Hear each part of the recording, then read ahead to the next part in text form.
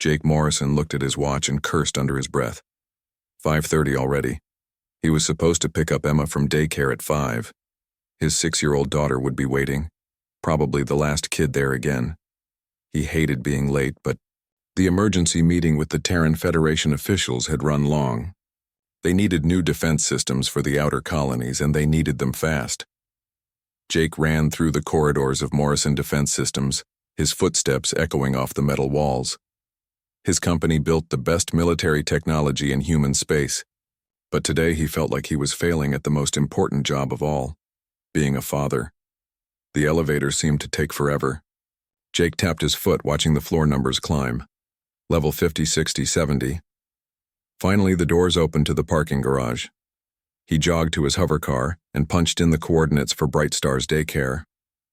New Terra colonies stretched out below him as he flew through the evening sky. The domed cities glowed like jewels against the alien landscape. 3 years ago, this had been an empty world. Now it housed 50,000 humans, all trying to make a new life among the stars. Jake had moved here after his wife died, thinking a fresh start would help both him and Emma heal. The daycare center sat in the family district, a cheerful building painted bright yellow with cartoon rockets on the walls. Jake parked quickly and rushed inside. The main room was nearly empty. Most parents had picked up their children hours ago. "Mr. Morrison," called out Amy, one of the daycare workers. She looked tired and ready to go home. "Emma's in the back, room with the other late pickup." Jake nodded and headed toward the back. His mind was still on the meeting, thinking about plasma shields and energy weapons.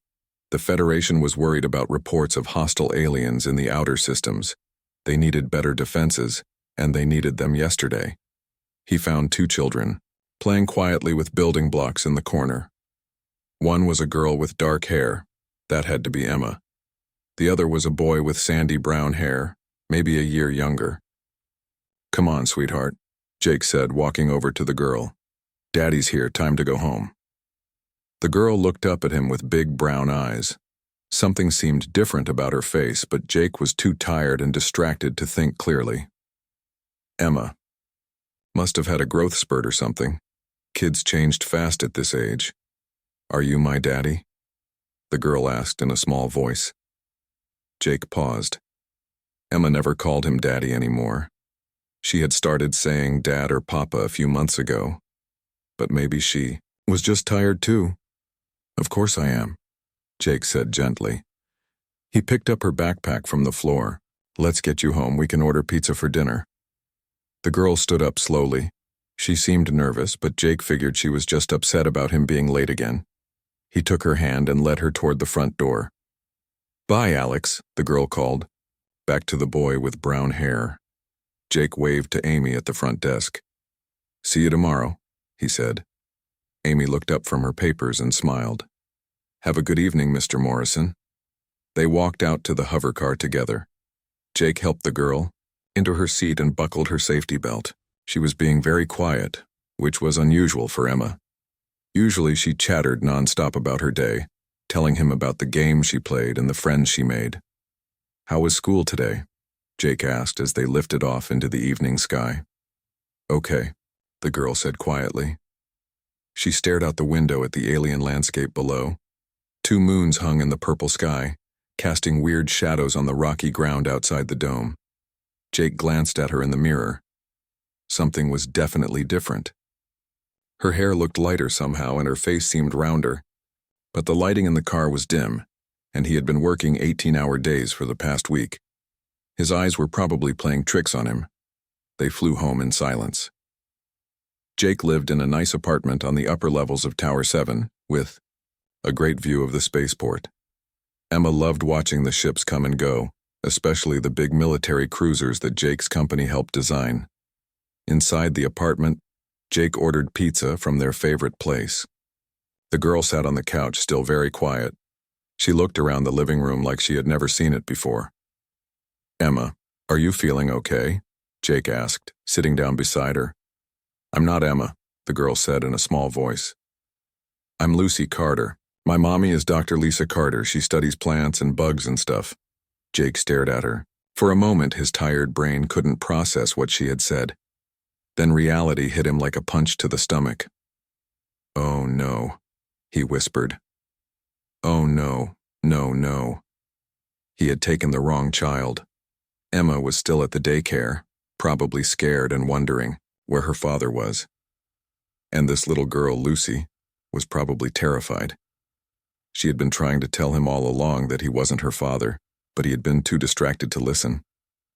Jake grabbed his phone and called the daycare center. It rang and rang, but no one answered. They had probably closed for the day and gone home. He tried calling the emergency number but got a recording. "Lucy," Jake said, kneeling down in front of the couch. "I'm so sorry. I made a big mistake. I'm going to call your mommy right now, okay? We're going to get this fixed." Lucy nodded, her eyes wide and scared. "Is Emma okay? The girl with the yellow hair?" "Yes, sweetheart. Emma is fine, and we're going to get you back to your mommy very soon." Jake called directory assistants and asked for Dr. Lisa Carter. There were 3 Lisa Carters in the colony database, but only one was listed as a doctor. Jake held his breath as the phone rang. "Hello?" A woman's voice answered. She sounded worried and upset. "Dr. Carter, this is Jake Morrison. I think I accidentally picked up your daughter from daycare today." There was a long pause. Then the woman's voice exploded with relief and anger. "You have Lucy? Thank God, I've been calling everyone I could think of. The daycare said they made a mistake, but they didn't know where she was. I was about to call colony security." "I'm so sorry," Jake said. "I was running late and distracted, and I just grabbed the wrong kid. Lucy is safe. She's right here with me. Where can we meet? I'll bring her to you right away." "Meet me at the Central Plaza in 20 minutes, Dr. Carter said. "I have your daughter with me. She's scared, but she's okay." Jake looked at Lucy, who was watching him with big, trusting eyes. He felt terrible.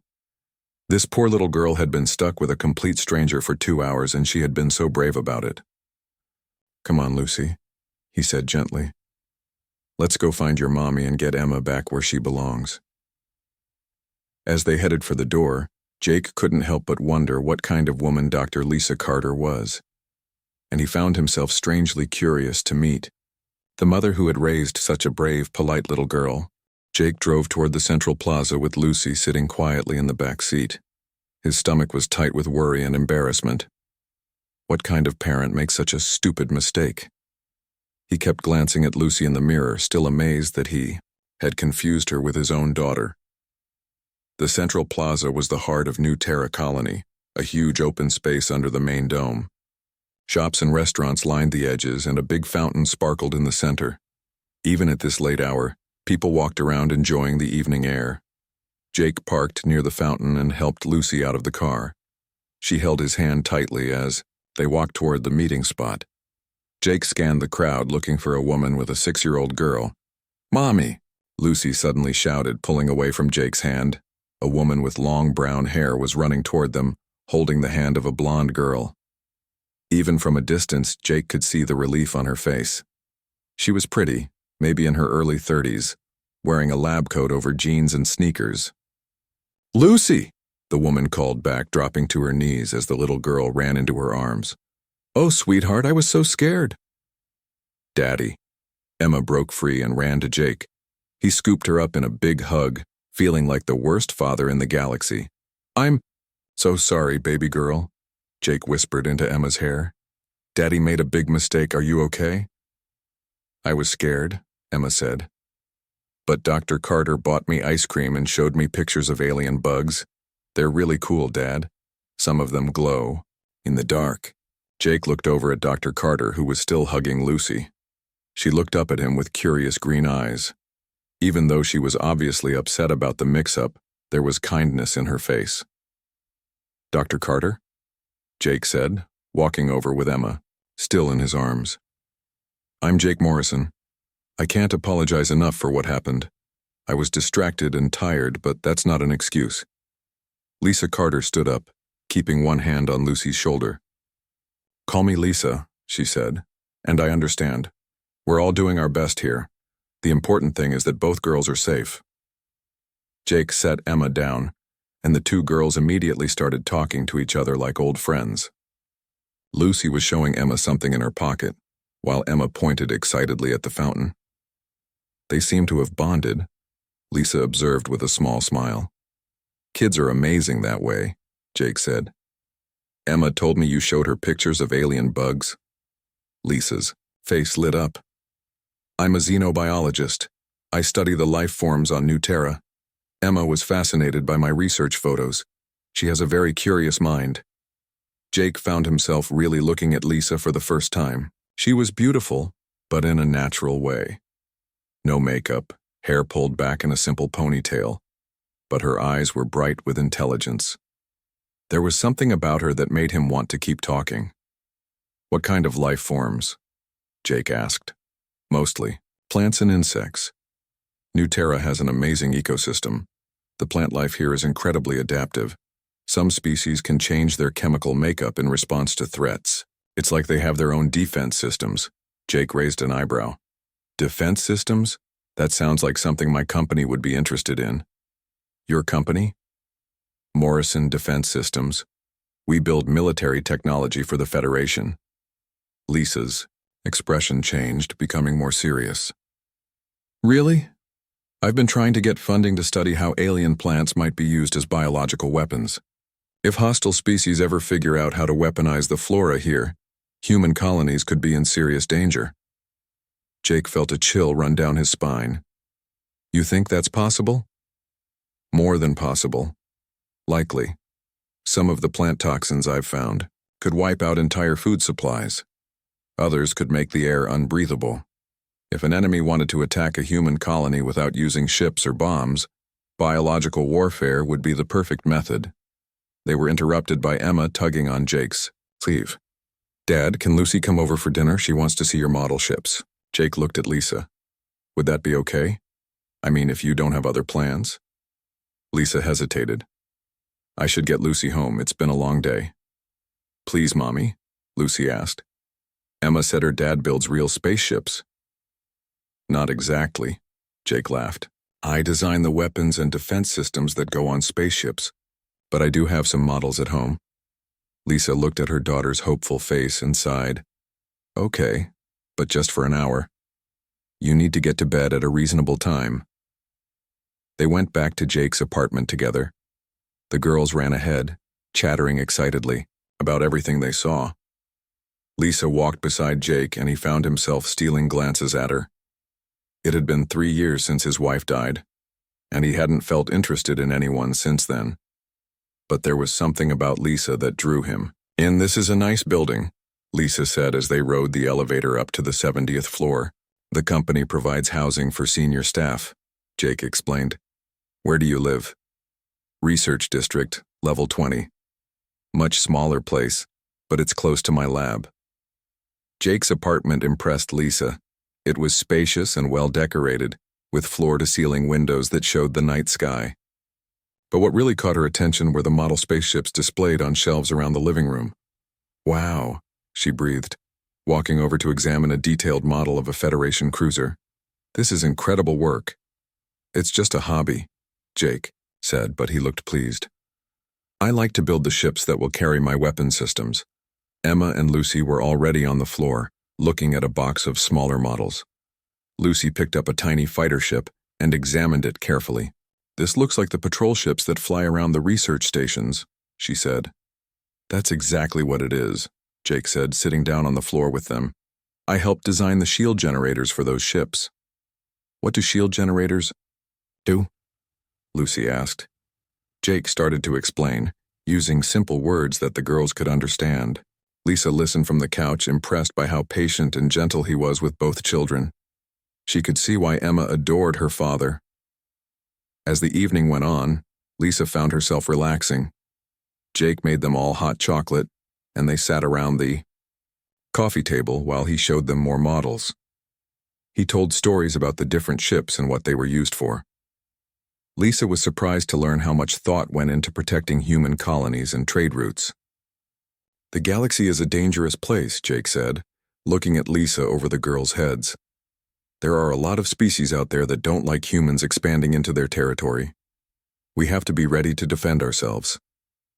But we also have to be smart about how we expand, Lisa replied. Understanding the environments we're moving into is just as important as having weapons to protect ourselves. Jake nodded thoughtfully. You know, my company has been looking for scientific advisors, people who understand alien biology and ecosystems. Would you be interested in consulting work? Lisa's eyes widened. Are you serious? Very serious. After what you told me about biological warfare, I think the Federation needs to take that threat more seriously, and I'd rather work with someone who actually understands the science than guess about it. Before Lisa could answer, both girls had fallen asleep on the carpet, curled up next to each other like puppies. Jake and Lisa looked down at them and smiled. They're exhausted, Lisa whispered. Should we wake them up? Jake asked quietly. Lisa checked her watch. It was already past 9 o'clock. Maybe I should carry Lucy home. Or, Jake said carefully, you could both stay here tonight. I have a guest room and the girls seem comfortable. Lisa looked at him, considering. There was something in his eyes that made her heart beat a little faster. It had been a long time since a man had looked at her like that. Okay, she said softly. But just for tonight. 3 weeks after the daycare mix-up, Jake's life had changed in ways he never expected. He found himself thinking about Lisa Carter constantly. They had met for coffee twice, and she had started consulting for his company on alien biology threats. More importantly, Emma and Lucy had become best friends, which gave Jake and Lisa plenty of excuses to spend time together. Jake was reviewing defense reports in his office when his assistant Karen rushed in without knocking.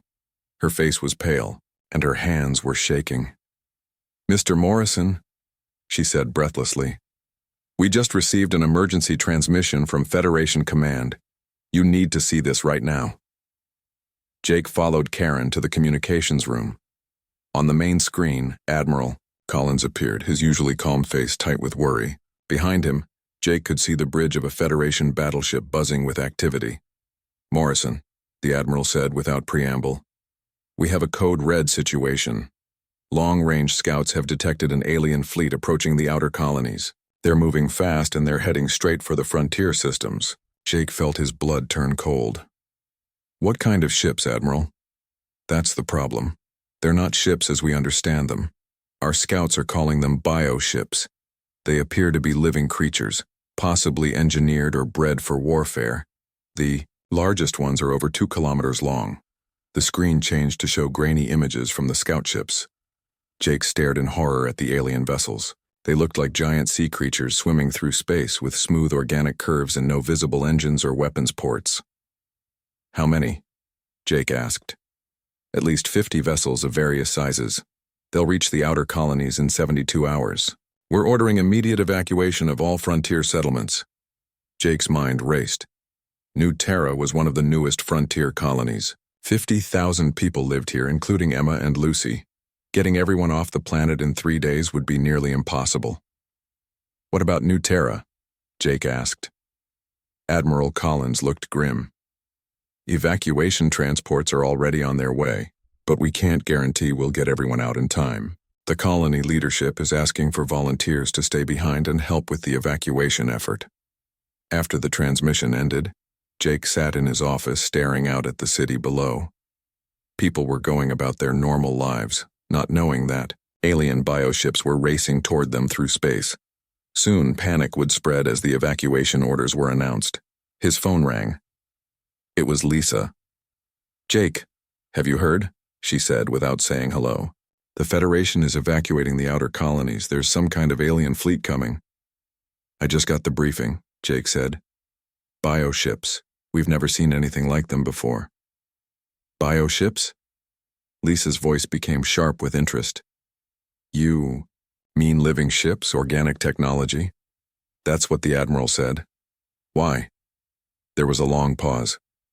Jake, I need to see those scout images.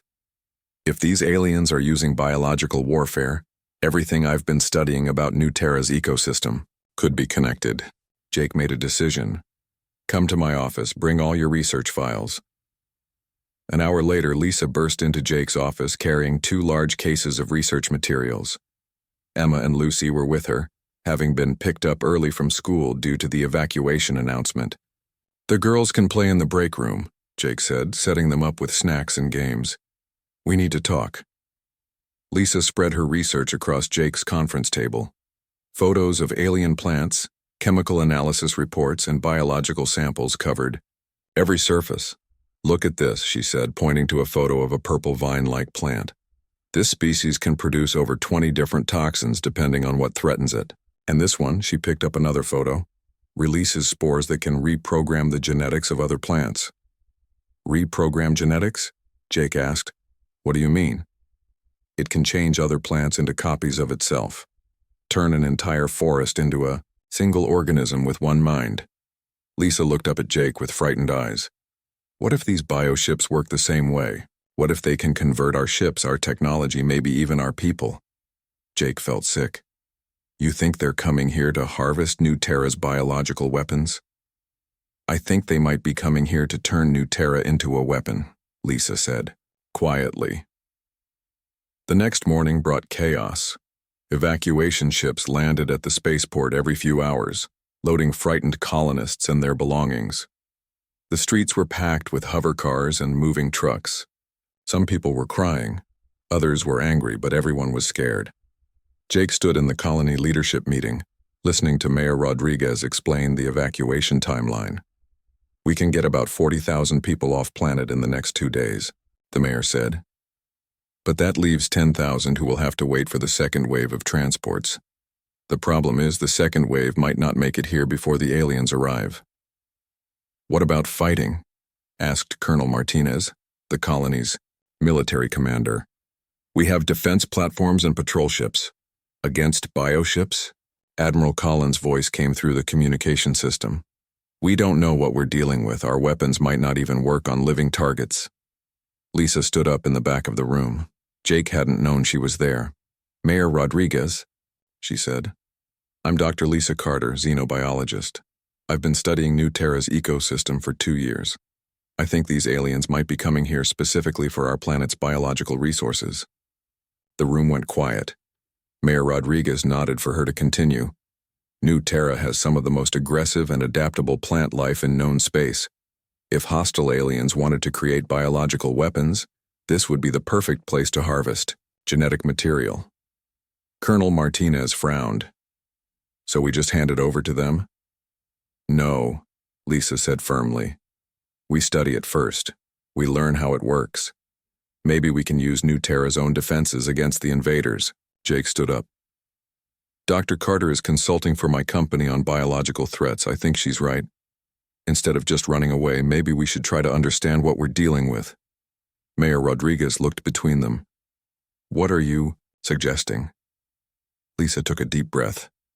"I'm suggesting that a small team of scientists and military personnel stay behind to study the interaction between the bioships and New Terra's ecosystem. If we can understand how they work, we might be able to develop countermeasures." "That's suicide," Colonel Martinez said bluntly. "It might be humanity's only chance," Jake replied. "If these aliens can turn planets into weapons, they won't stop. With New Terra, they'll hit every human colony in the galaxy." The room erupted in arguments. Some people thought the plan was brave, others thought it was insane. Mayor Rodriguez called for order. "How many people would you need?" the mayor asked Lisa. "A dozen scientists, maybe 20 military personnel, for a protection. Small enough to hide if necessary, large enough to do real research." Jake stepped forward. "Morrison Defense Systems will provide equipment and support. I'll coordinate the military side of the operation." Lisa looked at him in surprise. "Jake, you have Emma to think about. Emma and Lucy will be on the first evacuation transport," Jake said. "They'll be safe in the core worlds, but I can't live with myself if I don't try to help." That evening, Jake and Lisa sat with their daughters in Jake's apartment. Outside, the windows, they could see evacuation ships lifting off into the night sky, carrying thousands of people to safety. "Daddy, why can't we stay with you?" Emma asked. She was trying to be brave, but Jake could see the fear in her eyes. "Because Daddy and Dr. Carter have important work to do," Jake said gently. "We need to make sure the bad aliens can't hurt. Anyone else?" Lucy was holding on to her mother tightly. When will you come get us? Lisa kissed the top of her daughter's head. As soon as we can, sweetheart. You and Emma are going to stay with Emma's Aunt Sarah in the core worlds. You'll be safe there. The next morning, Jake and Lisa stood at the spaceport holding their daughter's hands. The evacuation transport was boarding, and families were saying goodbye all around them. Promise me you'll come back, Emma said, hugging Jake tightly. I promise, Jake said, though he wasn't sure he could keep that promise. You take care of Lucy, okay? And she'll take care of you. The two girls hugged each other, then hugged their parents one more time before boarding the transport. Jake and Lisa watched through the observation window as the ship lifted off and disappeared into the sky. Think we're doing the right thing? Lisa asked quietly. Jake put his arm around her shoulders. I think we're doing the only thing we can do. If humanity is going to survive out here among the stars, we need to learn how to fight back. As the transport ship vanished into space, Jake and Lisa turned away from the window. They had less than 24 hours before the bioships arrived, and they had work to do. The last evacuation ship lifted off from New Terra at dawn, leaving behind an eerily quiet colony. Jake stood on the observation deck of his company's orbital defense platform, watching the city below. Only essential systems were still running. Streetlights flickered in empty neighborhoods, and the spaceport sat deserted except for a few military patrol ships. 26 people had volunteered to stay behind, 12 scientists led by Lisa, and 14 military personnel under Jake's command. It wasn't much of an army, but it was what they had. Bioships are 12 hours out, reported Lieutenant Davis from the communication station. Long-range sensors show they're slowing down as they approach our system. Lisa floated over in the zero gravity of the station's laboratory section.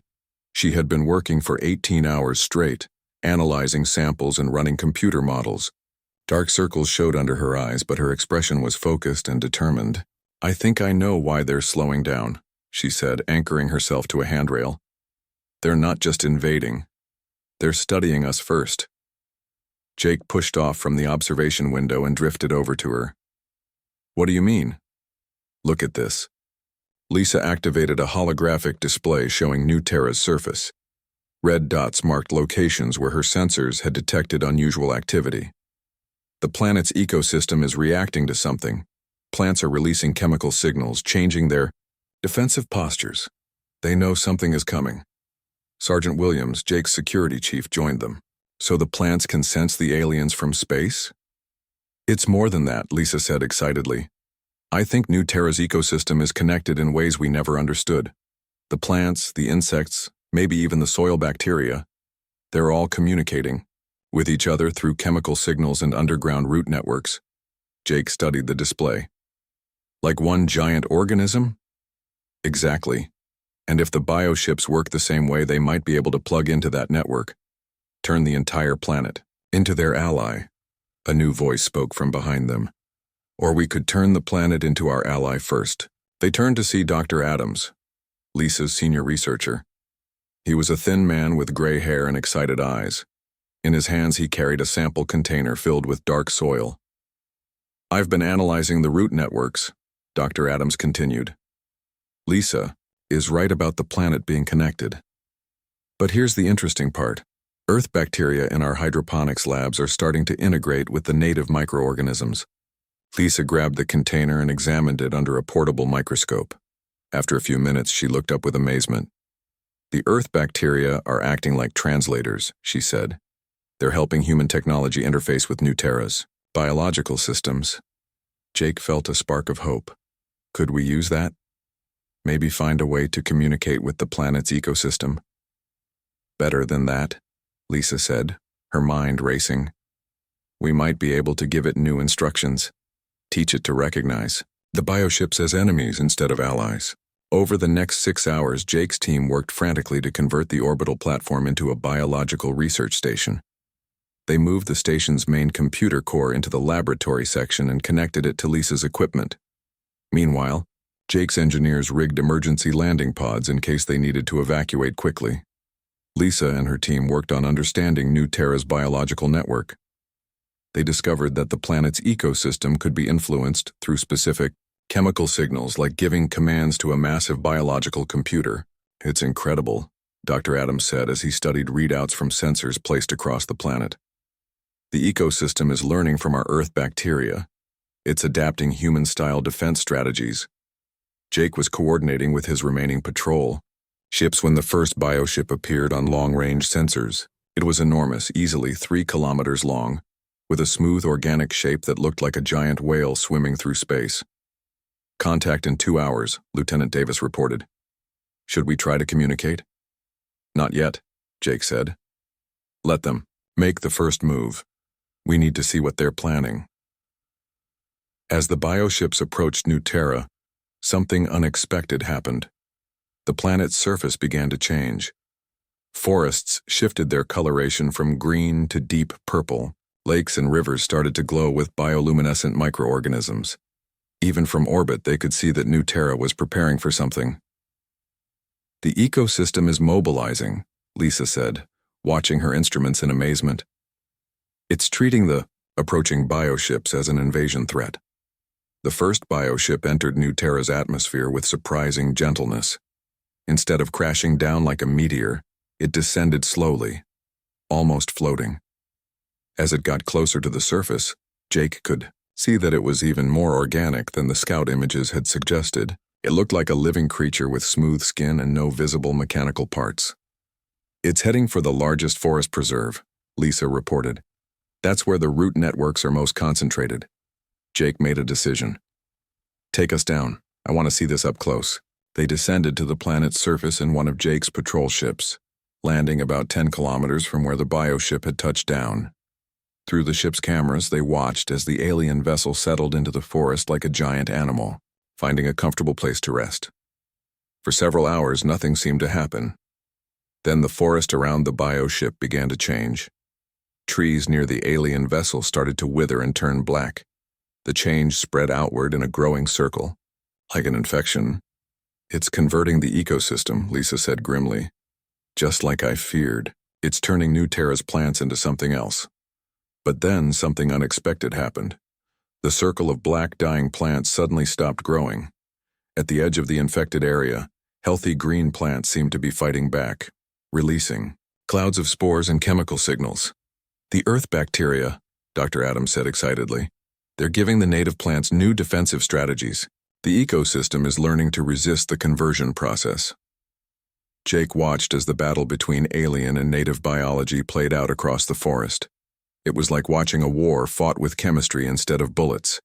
Areas of the forest changed, from green to black and back to green, as different biological systems struggled for control. We need to help tip the balance, Lisa said. The native ecosystem is fighting, but it needs reinforcement. Jake's engineers had been working on a plan. Using the orbital platform's manufacturing capabilities, they had created thousands of small drones, each carrying samples of Earth bacteria mixed with New Terra soil. Biological smart bombs, Jake called them. We drop these around the bioship and they'll strengthen the native ecosystem's resistance. As the other bioships began landing across New Terra's surface, Jake's team put their plan into action. The drones scattered across the planet, each one adding Earth bacteria to the native biological network. The results were immediate and dramatic. Forests that had been turning black suddenly reversed course, becoming green and healthy again. Lakes that had been contaminated with alien microorganisms cleared up as Earth bacteria helped native organisms fight back. Even the soil itself seemed to become more active, with root networks growing stronger and more organized. The bioships began to react with what looked like confusion. Instead of easily converting New Terra's ecosystem, they found themselves fighting a planetary immune system that was getting stronger by the hour. It's working, Lisa said, monitoring readings from across the planet. The ecosystem is rejecting the alien conversion attempts, but more than that, it's learning from each attack, getting better at defending itself. Jake watched as one bioship tried to lift off from the planet's surface, apparently giving up on its conversion attempt. But something was wrong with the alien vessel. Its smooth organic surface was covered with what looked like green moss or algae. The native plants aren't just resisting, Dr. Adams said in amazement. They're counterattacking. They're trying to to convert the bioships. Across New Terra, the same scene played out. Bioships that had landed expecting to harvest and convert the planet's ecosystem found themselves under biological assault. Native plants and microorganisms, reinforced by Earth bacteria and guided by human strategy, began to infiltrate and change the alien vessels. Within 12 hours, half the bioships were covered in native vegetation. Their organic hulls were changing color and texture as New Terra's ecosystem claimed them. The remaining bioships tried to escape back to space, but many were too infected to achieve orbit. "We did it," Lisa said quietly, staring at the readings on her screen. "We actually did it. The planet is winning." Jake put his arm around her as they watched the bioships struggle against New Terra's biological defenses. "No," he said. "We didn't just win. We created something new, a partnership between human technology and alien biology." On the surface below, forests glowed with new colors as Earth and New Terra organisms worked together. The planet had become something unique in the galaxy, a world where human and alien biology had merged into a powerful defensive system. The remaining bioships that could still fly began to retreat from the system, apparently recognizing that New Terra was no longer a target they could easily convert. As they disappeared into space, Jake and Lisa realized they had witnessed something historic. Humanity had found a new way to defend itself among the stars, not just with weapons and ships, but by making allies of the worlds. 2 days after the bioships retreated, Admiral Collins arrived at New Terra with a full Federation fleet. Jake watched from the orbital platform as dozens of warships took positions around the planet. The Admiral's flagship was enormous, bristling with weapons that were now completely unnecessary. "Morrison," Admiral Collins said over the communication system. "What the hell happened here? Our sensors are showing readings we've never seen before." Jake looked at Lisa, who was still analyzing data from their incredible victory. She looked exhausted but happy, her hair messy and her lab coat stained with soil samples. "We made friends with the planet, Admiral," Jake said simply. An hour later, Admiral Collins stood in the laboratory section of Jake's platform, staring in amazement at the data displays. The planet below them was still glowing with bioluminescent activity, showing the ongoing cooperation between Earth and New Terra organisms. "You're telling me," the Admiral said slowly, "that you defeated an entire bioship fleet using bacteria and plant roots?" "With some help from human engineering," Lisa added. "The key was understanding that biological systems can be just as effective as technological ones. Maybe more effective." Dr. Adams pulled up a holographic display showing the current state of New Terra's ecosystem. The entire planet was now networked together through root systems and chemical signals, creating what looked like a planetary nervous system. "The bioships tried to convert our ecosystem to their purposes," Dr. Adams explained. "But we got there first. We helped the native biology develop immunity to their conversion attempts. Then we went one step further. We taught the planet to fight back," Jake said. "Now New Terra has defenses that can stop any biological warfare attack. The ecosystem can identify hostile organisms and neutralize them before they can take hold." Admiral Collins shook his head. "The Federation Science Council is going to have a field day with this. We've never seen anything like it." Over the next week, news of New Terra's victory spread throughout human space. Every colony wanted to know how a single planet had defeated an alien fleet without firing a shot. Scientists, military leaders, and politicians all demanded detailed reports. Jake found himself in endless meetings with Federation officials, explaining over and over how the biological defense system worked. Lisa was even busier, as xenobiologists from across the galaxy wanted to study her research methods. "We're famous," Lisa said one evening as they sat in Jake's apartment, reviewing the latest batch of interview requests. "The Federation wants to implement the Morrison-Carter Protocol on every frontier colony." Jake smiled at hearing their names linked together officially. "Think it will work on other planets?" "Every world is different," Lisa said thoughtfully. "But the basic principle should apply anywhere. If we can help native ecosystems develop Earth-style defensive strategies, we can create biological shields around our colonies." The real test came when Emma and Lucy returned from the core worlds 3 weeks later. Jake and Lisa waited nervously at the spaceport as the passenger transport landed. They hadn't seen their daughters since the evacuation, and both children had been following the news reports about their parents' adventure. "Daddy." Emma ran down the transport ramp and jumped into Jake's arms. "Everyone at Aunt Sarah's house says you're a hero. They showed us pictures of the bioships on the news." Lucy was more shy, but she hugged Lisa tightly. "Mommy, did you really teach the planet to fight the aliens?" "We helped," Lisa said, kneeling down to Lucy's level. "But the planet did most of the work itself. We just showed it how." That evening, the four of them had dinner together in Jake's apartment. Emma and Lucy peppered their parents with questions about the bioships and the planetary defense system. Jake was amazed at how much the girls understood, even at their young age. "Can we see the planet network?" Emma asked. "I want to see the glowing forests tomorrow," Jake promised. "We'll take a tour of the research stations." The next day, they flew down to New Terra's surface in Jake's patrol ship. The planet was even more beautiful than before the bioship attack. Forests glowed with soft colors that pulsed like a slow heartbeat. Rivers ran clear and bright, and the air itself seemed cleaner and more alive. At the main research station, Lisa showed the girls how the monitoring equipment worked.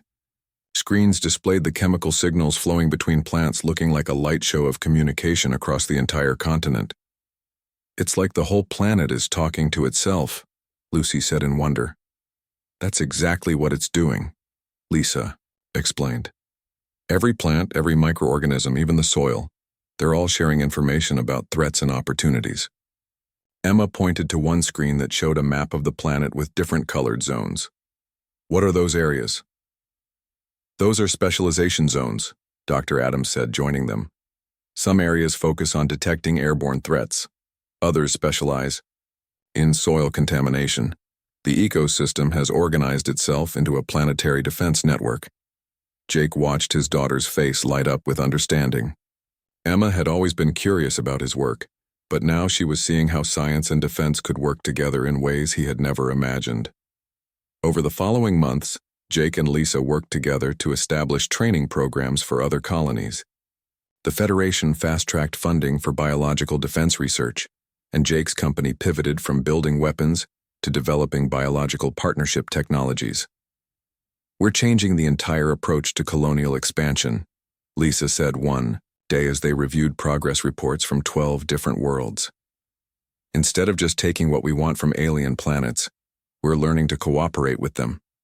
Jake nodded, looking at a report from Alpha Centauri colony. "The results are incredible. Crime rates down, agricultural productivity up, and every colony that's implemented the protocol has reported improved air and water quality." The personal changes were just as dramatic. Jake and Lisa had become partners in every sense of the word, working together during the day and spending evenings with their daughters. Emma and Lucy had become inseparable, more like sisters than friends. "Daddy," Emma said one evening as Jake tucked her into bed, "are you going to marry Dr. Carter?" Jake paused, surprised by the directness of the question. "Would you like that?"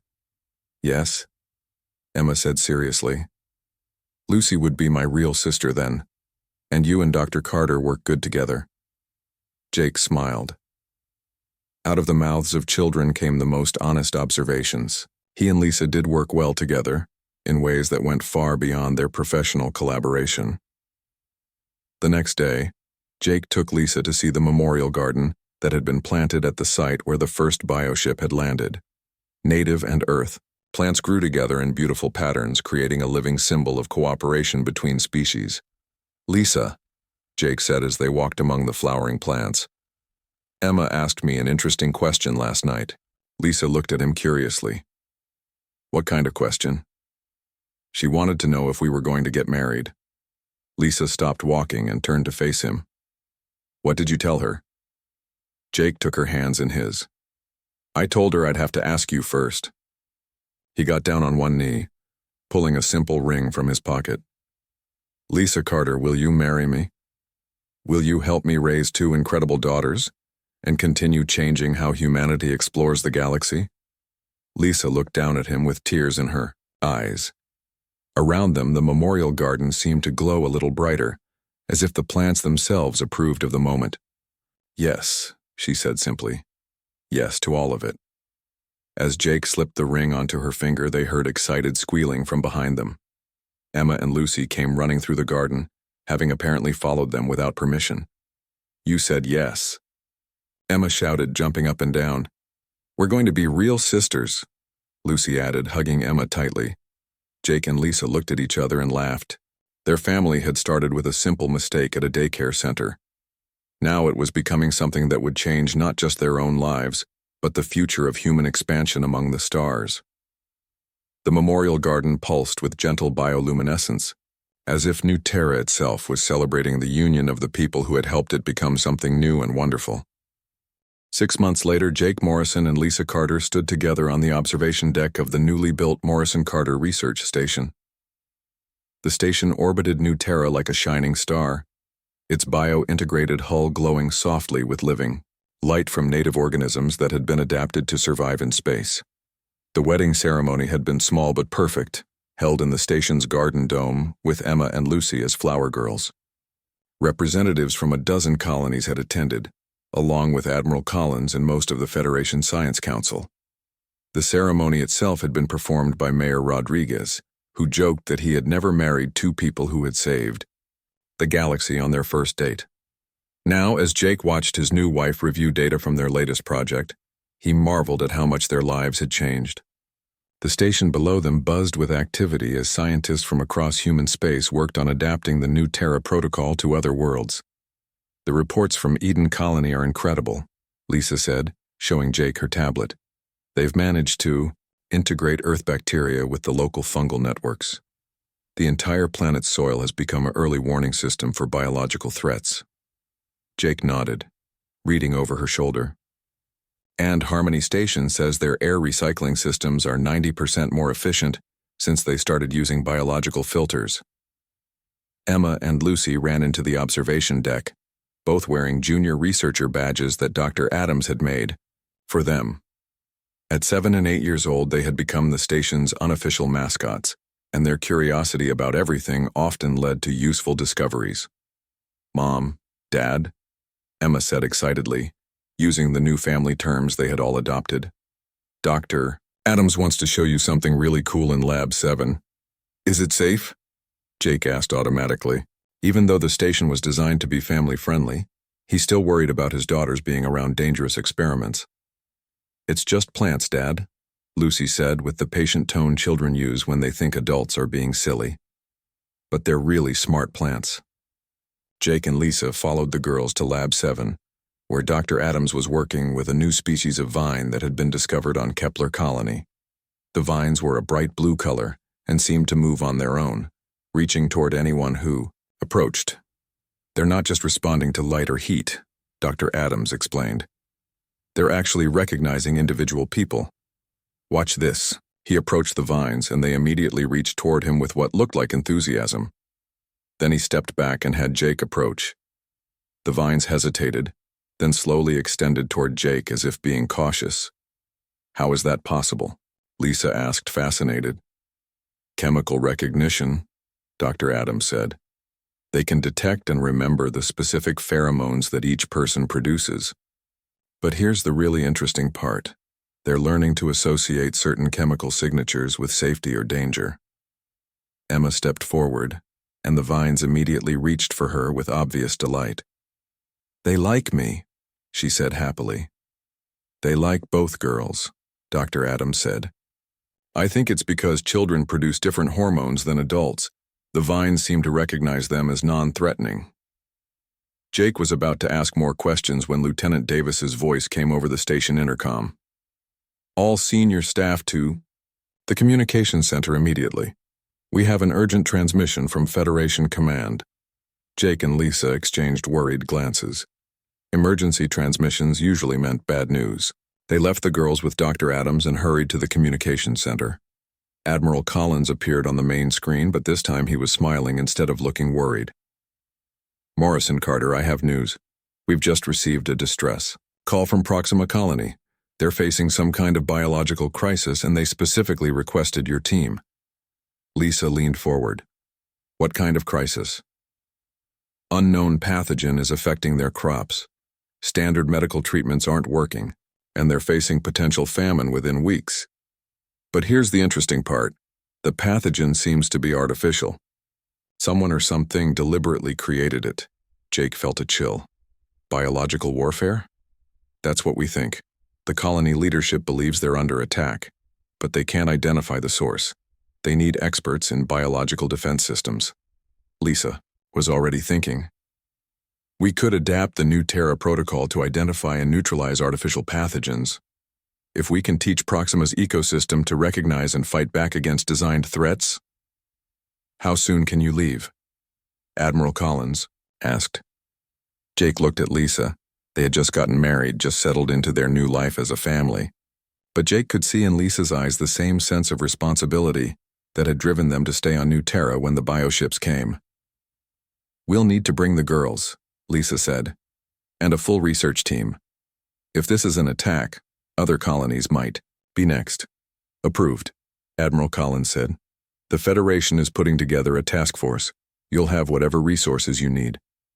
2 days later, the Morrison-Carter family was aboard the Federation starship Unity, heading toward Proxima, colony at maximum speed. Emma and Lucy were excited about their first trip between star systems, spending hours in the observation lounges watching space go by. Do you think we'll see alien ships? Emma asked as they sat together watching the stars. I hope not, Jake said honestly. But if we do, we'll be ready for them.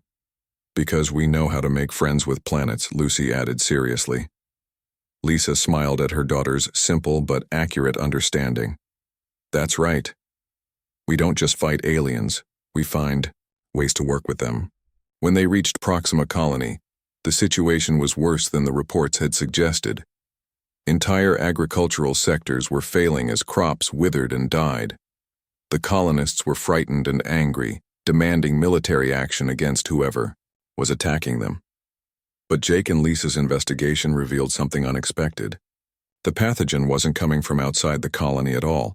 It was being produced by plants that had been imported from Earth years earlier. Someone modified Earth species to produce biological weapons, Lisa explained to the colony leadership. But they did it in a way that looks natural. The plants appear healthy until they release spores that attack other crops. How do we stop it? Asked Governor Park, Proxima's leader. Jake and Lisa worked together on the solution, combining his engineering skills with her biological expertise. They developed a new strain of Earth bacteria that could identify and neutralize the weaponized plants while leaving healthy crops untouched. It's like giving the colony's ecosystem an immune system upgrade, Jake explained to Emma and Lucy as they watched the treatment being deployed across Proxima's farmlands. Within a week, the crisis was over. Healthy crops were growing again, and the modified plants had been safely neutralized. But more importantly, Proxima Colony now had a biological defense system that could protect against future attacks. As the Unity prepared to return to New Terra, Governor Park thanked Jake and Lisa personally. You've not only saved our colony, she said. You've given us hope that humanity can survive anything the galaxy throws at us. During the trip home, Jake and Lisa received another message from Admiral Collins. 3 more colonies had reported similar biological attacks, and all of them were requesting help from the Morrison-Carter team. We're going to be traveling a lot, Lisa said as they discussed their future plans. Is that okay with you girls? Jake asked Emma and Lucy. Emma grinned. Can we take the smart plants with us? And can we keep learning about alien biology? Lucy, added Jake and Lisa looked at each other and laughed. Their daughters were already thinking like the next generation of human explorers, curious, adaptable, and ready for whatever challenges waited among the stars. As the Unity approached New Terra, Jake put his arm around Lisa and watched their daughters play with samples from Proxima Colony. Emma was teaching Lucy how to use a microscope, while Lucy explained what she had learned about plant chemistry. Their family had begun with a simple mistake at a daycare center. Now they were traveling between stars, solving crises and helping. humanity adapt to life in the galaxy. Jake realized that the best part wasn't the fame or the important work they were doing. The best part was that they were doing it together, as a family that had learned to find strength in unexpected places. New Terra glowed below them, its bioluminescent forests visible even from space. The planet that had once been threatened by alien bioships was now a beacon of hope, showing that humans could thrive in the galaxy not by conquering it, but by learning to be part of it. And somewhere in the vast cosmos, other challenges waited for the Morrison-Carter family to discover and overcome, one planet at a time.